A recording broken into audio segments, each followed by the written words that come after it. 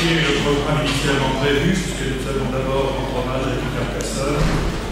Et dans cette intention, je donne tout d'abord la parole au président de l'Université de Nanterre, M. Jean-François Ballot. Merci. Nous sommes dans le deuil de Guy Carcassonne, dans le trauma de cette disparition soudaine, brutale, injuste.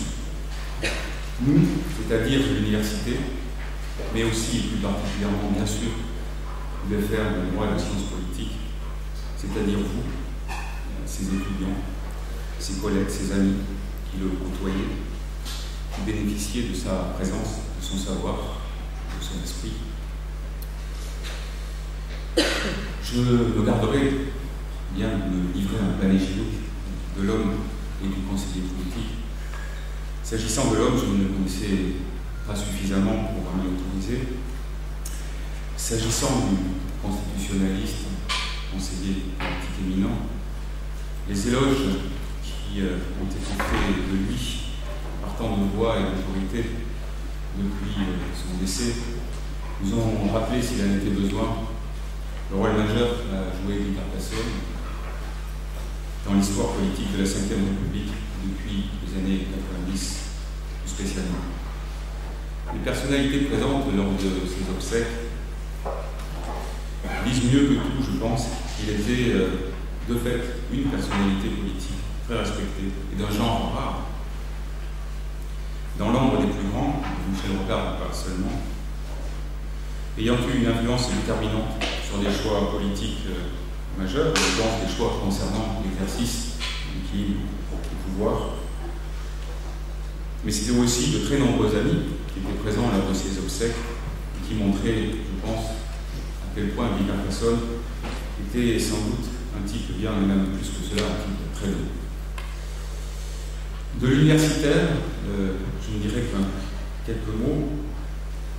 D'abord, qu'il est remarquable qu'un homme de sa trempe ait aussi tenu à diffuser un enseignement à l'université, à faire bénéficier des générations d'étudiants de ses compétences, et qu'il l'ait fait avec constance, en assumant toutes les dimensions du métier et de la charge de professeur des universités, y compris en donnant des cours aux étudiants de première année, ce qui est remarquable et devrait être médité par beaucoup de collègues.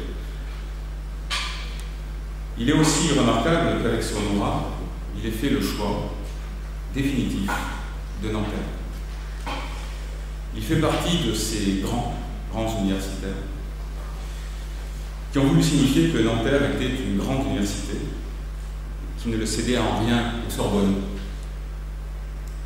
Évidemment, ce choix ne peut que me plaire et je ne peux que le saluer. Les discours de consolation paraissent toujours vains lorsque les plaies sont vives. Pour les avoir étudiés en tant que philosophe dans la tradition antique, je sais qu'ils ne portent pas immédiatement leurs fruits, ils finissent par porter leurs fruits. Je pense que les discours qui vont être tenus, les paroles qui vont s'échanger autour de la personne de Guy Carcassonne vont être des baumes qui peu à peu vont s'appliquer sur cette plaie terrible. Parmi les éléments de la consolation, il en est un qui est sans doute pertinent aujourd'hui, c'est de se dire que Guy Carcassonne nous a quittés dans la plénitude de ses moyens, et c'est l'image d'un homme en pleine activité, en pleine maîtrise de ses moyens, qui est parti et qui ainsi restera présent dans la mémoire de tous, la mémoire collective, comme ce brillant universitaire, brillant constitutionnaliste et très bel homme. Voilà ce que je voulais vous dire pour rendre à ma façon un hommage à Guy Carcassonne.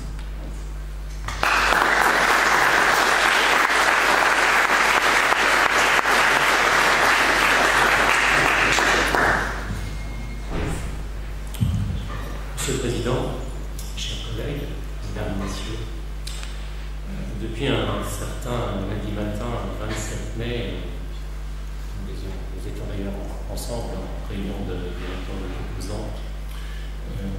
Je dois vous dire en toute sincérité que le directeur de l'UFR Droit et Sciences Politiques que je suis ne vit plus tout à fait de la même façon le cours des événements. Il y a toujours des moments forts qui marquent dans un sens ou dans un autre la vie d'une UFR, et la disparition de Guy en constitue assurément un très important pour nous. La profonde tristesse qui m'anime, je crois d'ailleurs pouvoir le dire sans trop me tromper, est aujourd'hui totalement partagée par l'ensemble de notre communauté, que ce soit les enseignants-chercheurs, que ce soit le personnel administratif ou que ce soit les étudiants. L'hommage que nous lui rendons ce matin, à travers l'ouverture de ce colloque auquel il devait participer, est essentiel pour nous car, je dirais, porteur d'une très vive émotion partagée par vous, tous qui êtes présents ici ce matin. Alors, ouvrir un colloque constitue toujours pour moi un moment privilégié, un moment unique, car le colloque scientifique est par essence, je dirais, la marque de l'engagement professionnel par excellence de tout universitaire. Guy était un homme engagé, vous le savez, et la recherche n'était pas le moindre de ses engagements. Je souhaiterais simplement ce matin rendre hommage au compagnon, au magnifique compagnon qu'il a été pour moi, en acceptant l'année dernière de devenir co-directeur du CRDP, du Centre de recherche sur les droits publics. Je lui en suis extrêmement reconnaissant, à titre personnel, pour les échanges que nous avons pu avoir, qui ont été d'une qualité, vous l'imaginez, notable. Et puis à titre collectif également, au regard du travail collectivement réalisé et des résultats d'une évaluation du centre qui lui doit beaucoup.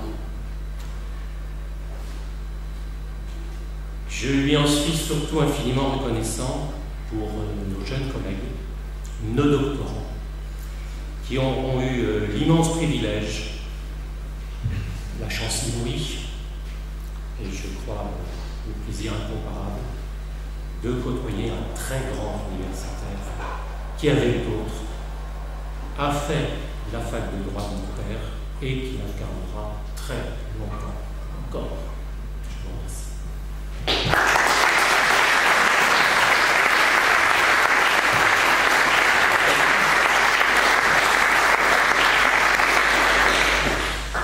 Chers collègues, chers amis, chers étudiants, on ne verra plus la carcasse mobile.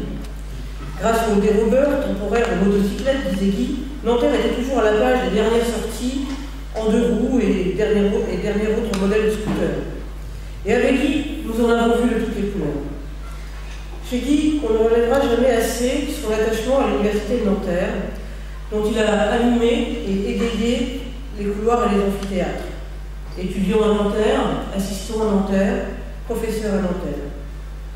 Tous les jours, il avait un petit mot pour chacun. D'abord pour son doyen, disait-il, et également pour le personnel administratif. Et il y avait pour chacun un petit mot, une petite anecdote.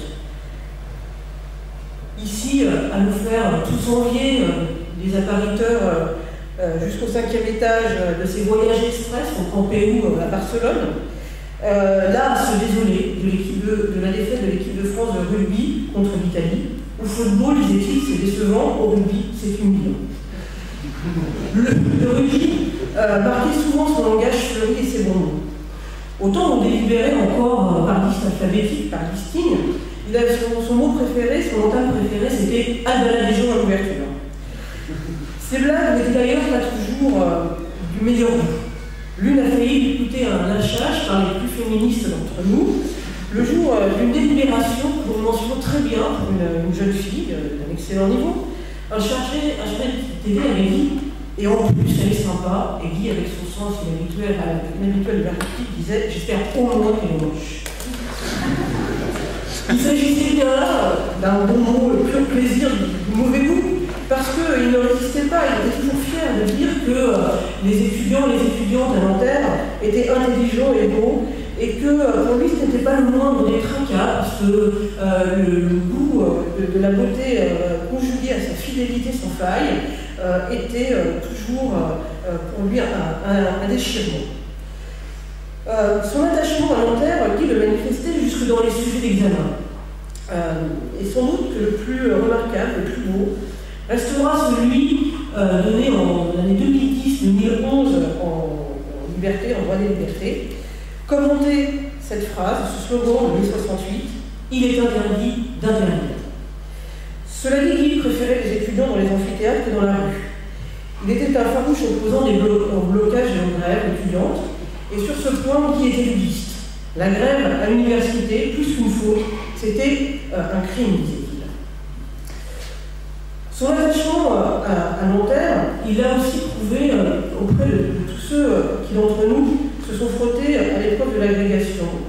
Il était vraiment toujours présent. Et sur Guy, on pouvait compter parce qu'en la matière, il avait les conseils les plus sûrs. Buvez une goutte de vodka avant la leçon pour couper trac. Il avait aussi les remarques les plus dures. Vous êtes bien ennuyé, là je dis un mot politiquement correct, en disant votre leçon. Non, parce que oui. Et quand par malheur vous ratiez la régression une fois, il n'hésitait pas à passer une heure au téléphone pour vous expliquer que la prochaine fois vous seriez comme lui le premier, mais évidemment on n'est pas tous vous dire personne. L'attachement à Nanterre, il demandait alors en retour, et nous avons tous été sommés sur Saint-Achille Talon que nous ne quitterions jamais Nanterre. C'était la condition sine qua non pour pouvoir être élu ici. Alors pour finir, si ce n'est pas faire injure que de dire que Guy ne faisait pas de zèle à la tâche administrative, c'est lui rendre justice que de rappeler qu'il n'a jamais dit non à ce qu'on lui demandait.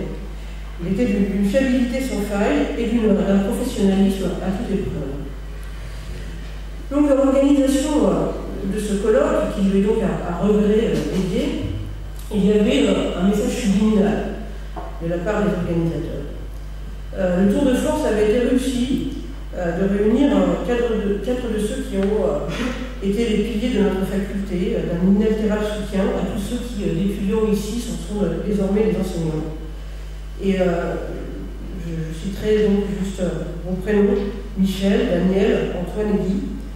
Et on peut dire que, comme disait Georges Brassens, et vous finirez le couper tout seul, si aujourd'hui Guy manque à bord.